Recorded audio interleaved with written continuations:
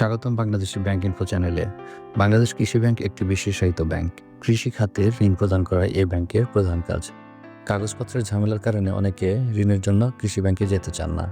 এজন্য সরকারের নির্দেশনায় গরু মোটাতাজাকরণ ও গাভী পালনের জন্য সর্বোচ্চ ৩ লাখ টাকা পর্যন্ত সহজ শর্তে ঋণ দিচ্ছে বাংলাদেশ কৃষি ব্যাংক। কিভাবে এই ঋণ পাওয়া যাবে এবং কি শর্ত রয়েছে তা জানাবো আজকের এই ভিডিওতে। চলুন শুরু করা যাক। এই ঋণ নেওয়ার জন্য কি শর্ত রয়েছে সে বিষয়ে প্রথমে আলোচনা করছি। কোনো ব্যাংকে ঋণ খেলাপি হলে এই ঋণ পাওয়া যাবে না।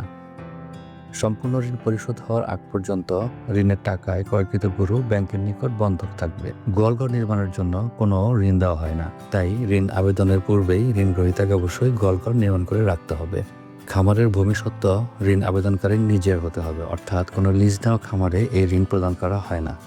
বিষয়টি নিশ্চিত হওয়ার জন্য খামার, বাড়ি অথবা অন্যান্য যে কোনো জমির মূল দলিল, খতিয়ান এবং হাল সনের খাজনা দাখিলা ব্যাংকের সংরক্ষণের জন্য প্রদান করতে হবে।